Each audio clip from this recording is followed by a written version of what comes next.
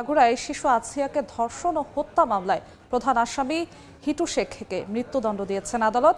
Jail খেটে কোনোদিন মানুষ ভালো হইতে পারে না।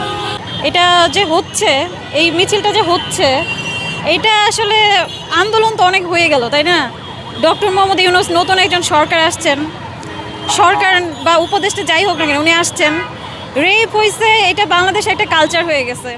আসসালামু আলাইকুম দর্শক, দেশ ও দেশের বাইরে থেকে যারা এই মুহূর্তে ভিডিও ওপেন করেছেন সবাইকে অসংখ্য অসংখ্য ধন্যবাদ। দর্শক, প্রথমেই আপনারা শিরোনাম দেখেছেন, এখন দেখবেন বিস্তারিতের প্রথম অংশেই আপনারা দেখেছেন যে বাংলাদেশের হিটু শেখের সেই মামলাটি নিয়ে, সেই ফাঁসি নিয়ে অনেকেই অনেক মন্তব্য করছেন।